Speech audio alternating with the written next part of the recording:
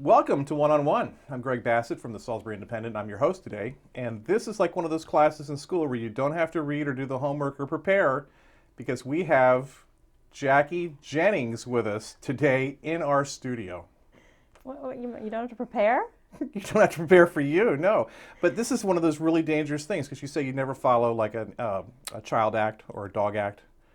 You never get in a studio with a professional news anchor person. All right.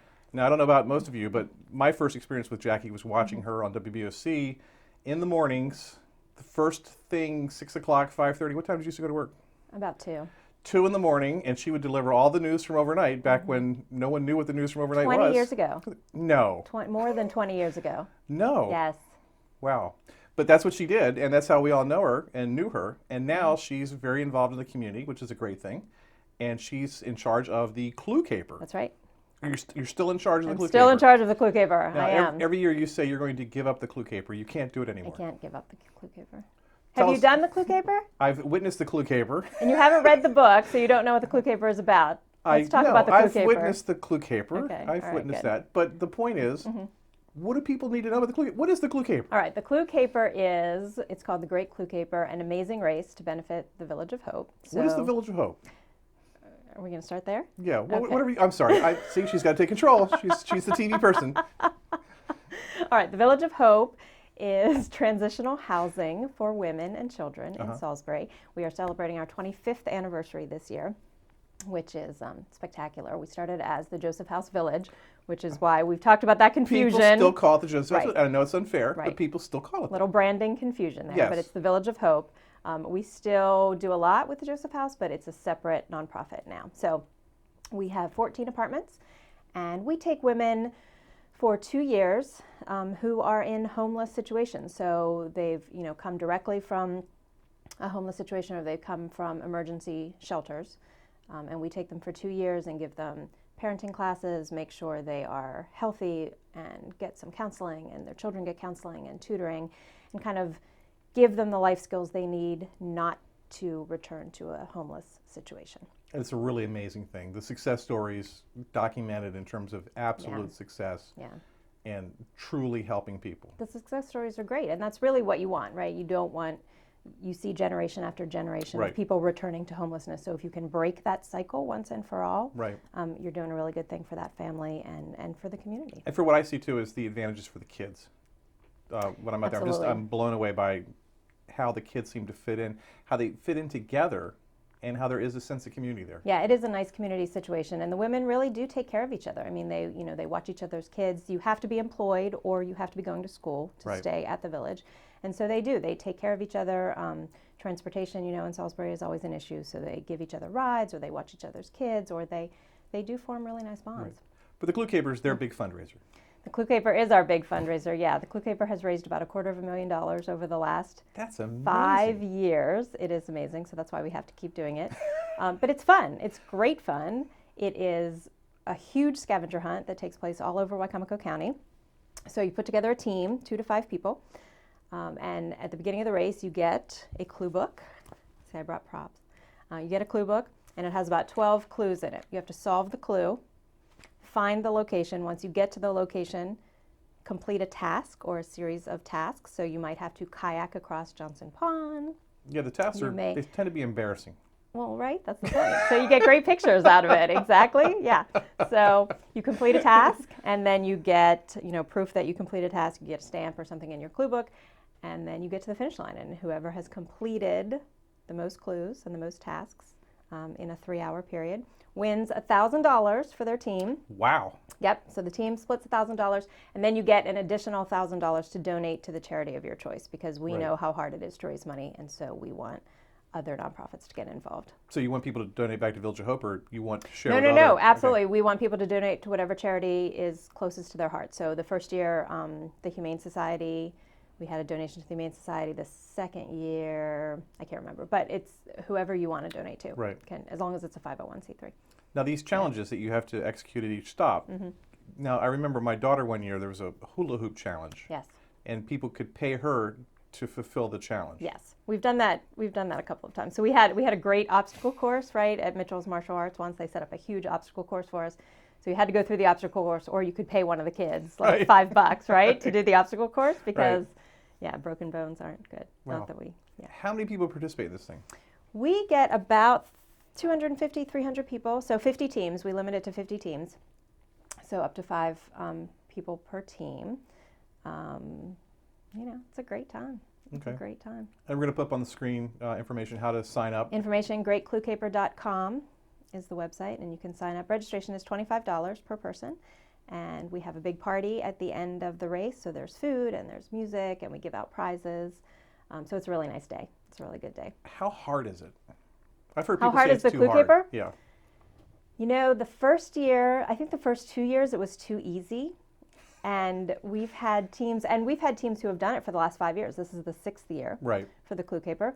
And they're getting better and better. And they find more ways to cheat, too, which is also very interesting. Cheating? Yeah, I'm sure. Yeah. So my job is cheat to at a charity. That's a whole other show. So we have to make the clues harder and harder, but we also have to make the clues that you can't do an internet search. Right? Because it's too easy to jump on your smartphone and Google something and come up with the answer. So it's my job to kind of drive around Wicomico County and look for maybe off. So give me an example of a clue. I mean, when I worked at the Daily Times, there was a clue. The first year. I guess you put a clue in the classified section of the newspaper. Yes. And the clue was it's in the newspaper under trucks. Well, it's still my favorite clue of all time. Really? People still talk about it because the first year, all we did was, I think, and Tom over there probably knows better. It was just one line that said, "Look under trucks." In the newspaper. So in the newspaper. Well, on the clue. Right. And so eventually you learned that you had to go to the paper and look under the classified section of trucks. Right. But for 3 hours, people drove around Wicomico County looking under trucks, and it was fabulous. Well, I got a call that day that people had come to the newspaper and were crawling underneath under the trucks. Looking for clues, and I didn't know. I was actually at the Clue Caper. I had no idea what the heck they were talking about. Yeah, we try to keep everything a secret. It was very bizarre. Well, and it was, so we try to do a lot of things that have 2 or 3 different interpretations, and that's the most fun about being on a team is you have 5 people who all think completely differently. 2 may think you go this way, and 3 may think you go this way, and then you have to figure it out. Right. And over the years, we find that many, many teams, after competing together, realize that that's probably not best for whatever their relationship is. I've heard several relationships have broken up over and this. So the next year they form maybe 2 separate teams. There's been some punching in the back seats of the husband's SUVs, on one I've heard. team, the wives on the other team. Yeah. And then there's people who just sort of stop in the middle of it and go to the bar, I guess. There's that. There's also that. But you can always call in. If you get stuck, you can call in and get a hint. Right. Yeah, and so we don't want anybody to get stuck anywhere. But it's a really great time. It's a really really, really good time. Now, does the same team win every year, probably? We have had one team who has won twice. Okay. Yes. Yeah. So that's our first back-to-back win. And what team is that? It's Search and Seizure. They've won for the last 2 years. They're very, very smart. Search and Seizure. Search and Seizure. So are they police officers? Or are they? They are. Okay. Yeah, some of them are. So yeah, it's good. But we also had the very first year we had an EMT win. So really, you can tell the people who know the community. Right. I remember the Wicomico Day School team was always close. The Wicomico Day School team does very, very well. Did they ever win? Yes, they have not won. They came in second or third one year. And one year they did stop to help another team, or I can't remember what it was, or there was some kind of traffic situation going on. And so I think they may have forfeited their win that year because they were helping someone else. So they got the Team Spirit Award. Yeah, that's true. Now, the thing ends every year with a big event somewhere. Where is it this year, or is it a secret? It's a secret. It's a secret. It is. So people won't know where they're going to end up. They might have to figure it out. Wouldn't that be fun? Like you don't know where the party is, so you have to figure it out at the end of the year. I'm just one of those people, I don't like not knowing. Really? I need to know. That's because you're a journalist. I agree. That's why I have to run it, right? I could never do it. I have to run it. That would drive you crazy. Because I would want to know. That makes sense. Yeah, so if you go to www.greatcluecaper.com, all the rules are on there and everything you need, and the link to registration is there. We want people to sign up early because teams can go ahead and raise money for the Village of Hope, and if you raise money for the Village of Hope, you get incentives. So if you raise X number of dollars, you might get to skip a clue or skip a task. Wow. Or right. So there are some good incentives for signing up early. So don't wait. What's the date for this thing? Good question. It is April 12th. April 12th. This year, right. So we have about a month to go. Wait, that's Masters Weekend, isn't it? It is every year. I can't be there. Every Sorry. year it's Masters Weekend, but it's Sunday afternoon. So then I definitely can't be there. you could be there. Yeah. But the thing about, I remember, it's always the first really nice day of spring. We have had, and I don't even want to say this out loud, we have this had weather, yeah. amazing weather for the last 5 years. And last year, and we may repeat this year, last year it snowed the weekend before the Great Clue Caper, and we thought, this is it, we're done. Yeah. And we had beautiful weather again. So someone's looking out for us. But yeah, hopefully we'll have good weather again. But I'm ready for spring. I know you're ready for spring. I'm ready for spring. We had the city council president in here last week, Jacob Day, and we were talking about the downtown plaza and the changes that have gone on there. And I remember the first Clue Caper that I attended, the party afterward was on the downtown plaza. Right. And I remember standing there and looking around and thinking, this place is beautiful. Why don't we ever come down here and do something social on a Sunday? And now downtown has sort of become that. So to me, the Clue Caper was the sort of the curtain raiser on that downtown activity, kind of an appreciation thing. Well, and you really do. I mean, not just downtown Salisbury, but as I kind of drive around looking for clues, you realize how many just beautiful buildings and great architecture and really interesting historical locations that you can find. So it really is kind of my favorite time of year to go down, to go into these towns. And the plaza is a great example.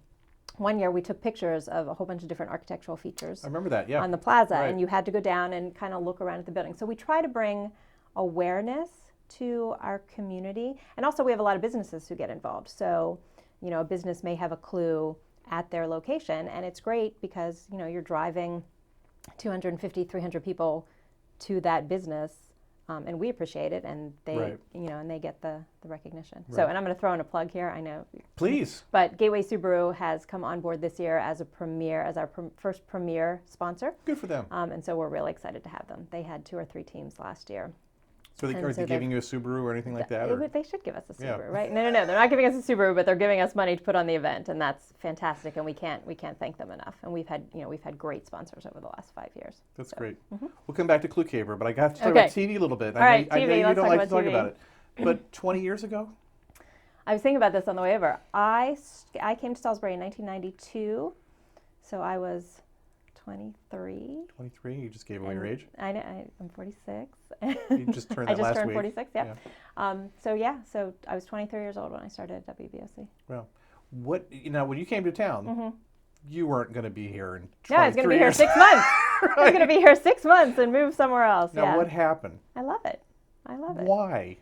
I don't know. I mean, it's a beautiful place. As I said, you don't appreciate all of the kind of landscape. The people are great.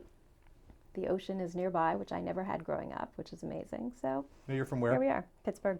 Pittsburgh. Which I miss. Weather is much like this. They have a football team. They do have a football team, yeah. But you're not a fan. Not at all. Oh. Like the Ravens, I understand. Don't get me started. Steelers *1 fan. Yeah, big Steeler fan. Like she bathes with a terrible towel. It's true. Stuff like that. It's true. That's really our colors horrible, are just awful. Anyway, so you stayed and you kept your career going. I did. And then you kind of you went from the 18-hour days to not to motherhood, right? To having 22-hour days. I did, yeah. So you want to talk about that a little bit? No, it was a great. You were like the icon of the working woman in this community. Everyone.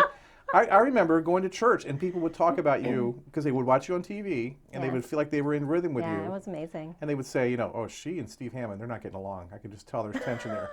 And they would talk about like you were people in their house. I mean, there was a relationship that people who had never met you had with you through TV. Yeah, it was lovely and it was amazing and people were so nice and so kind and you would walk into a restaurant and and talk with people for hours. And I want to know everything about everybody. I mean, it's just in my nature. And so it was so nice to just have conversations with people and learn things about people. But and then you were Jackie Lanza. But I remember one time coming home from the grocery store and telling my girlfriend, "Hey, I saw Jackie Lanza at the grocery store today." I mean, it was a big deal.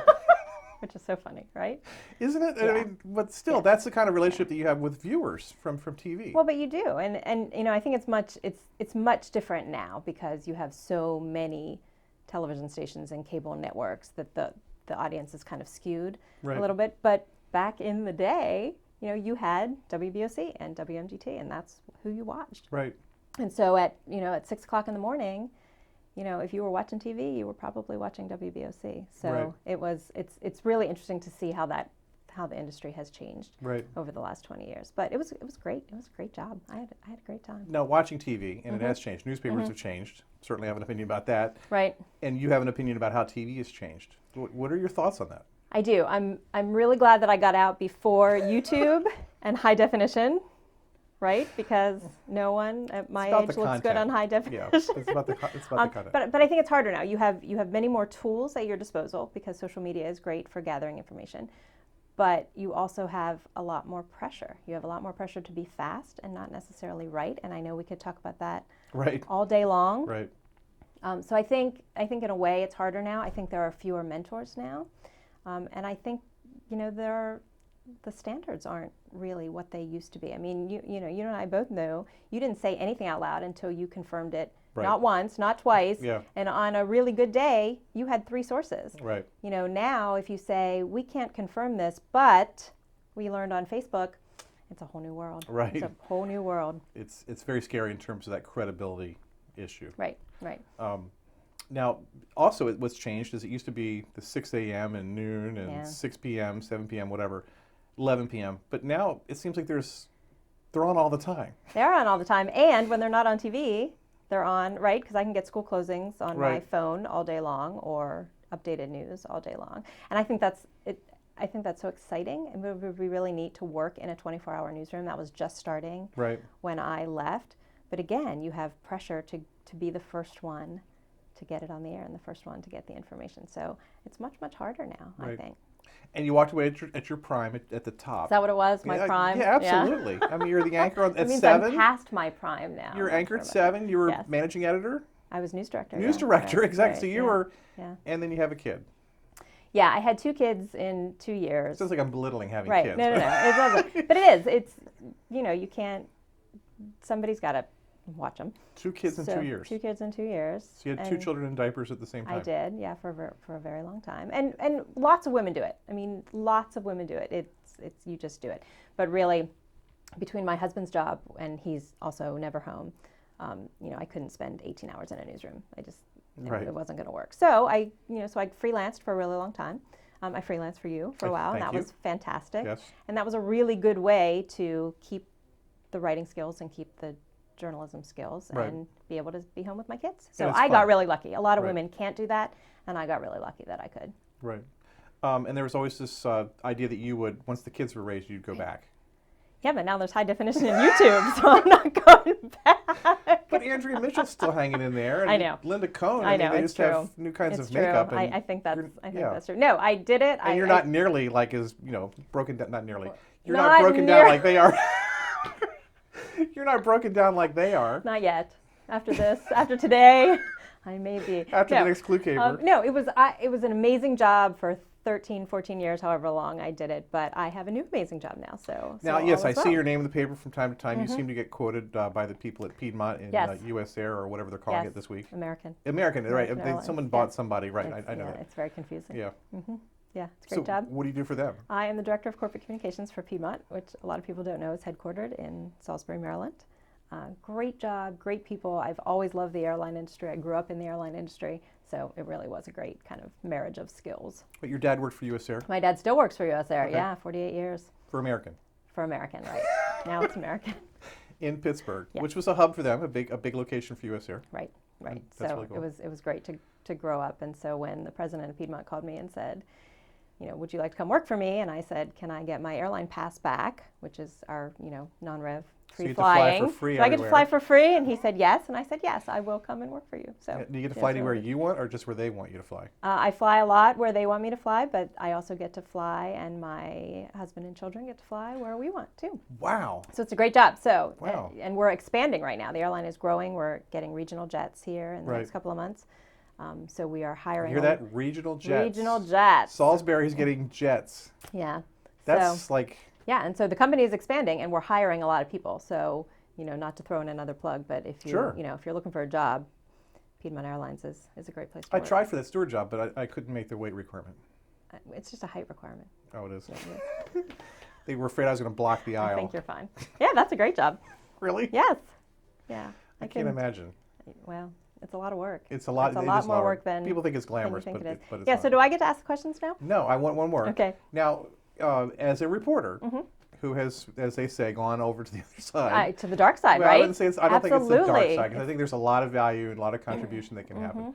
But how weird is it to take calls from reporters and have to put on that kind of corporate speak response to stuff?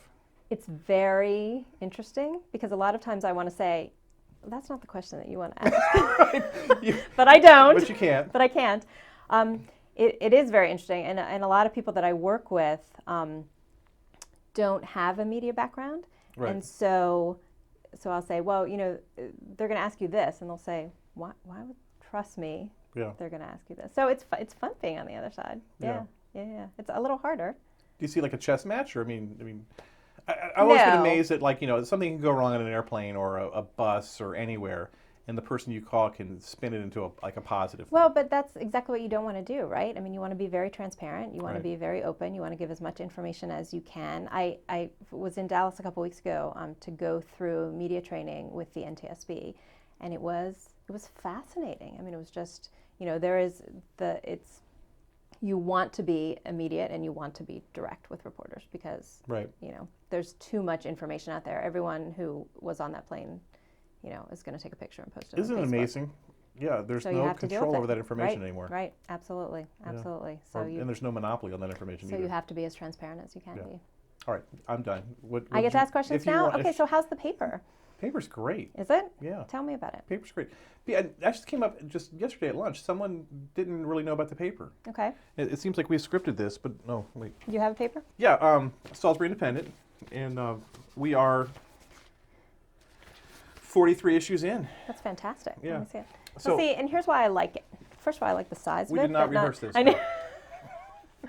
But she's got to be a reporter. Well, but think about this. So, when I got to Salisbury, I was 23, and you want the fire, you want the car accident. That's a horrible thing to say, but as a really young reporter, you want these things that are big and dramatic, but don't affect the community, like the school board and the city council meetings and television, and a lot of newspapers really have gone away from what makes up the fabric of a community. And it's only when you step away from the newsroom and you're a mom of two and you realize that what the school board does and what the city council does is really important. And so I know, and again, we didn't rehearse this, but I think that's what this is all about, right? And you have the institutional knowledge there. It's community, it's hokey. I'm not going to win a Pulitzer Prize ever. I don't want to. I want to reflect what goes on, and I want to sort of honor the positive stuff that happens around us all the time that we don't know about. I've had people say, oh, you're just trying to put out good news and making the happy news. I'm surrounded by happy news every day, and it had no outlet anywhere. Right. So what's your favorite story so far? My favorite Not to put you on the spot, but 46 issues, you must have a favorite. My favorite story so far, one that I didn't expect. It was a throwaway story right in the middle of the election, and it was about these kids who had done a fundraiser this is so silly. They'd done a fundraiser to raise money for instruments for kids who couldn't afford musical instruments in band. And the kid who had led the thing had gone away to college, and he'd done it for like 3 years, and it was a success. And at the last minute, the kids remembered that they wanted to do this, and one kid stepped forward, and they raised all this money. And it just came as a note, and I gave it to Susan to write, and I was putting the election edition together with really important election news in it. Right. And I came upon this story that was headed for page 28, and I was like, this is the best story in the paper. This is really cool. Yeah. These are kids making a decision on their own to make the community better, to step up.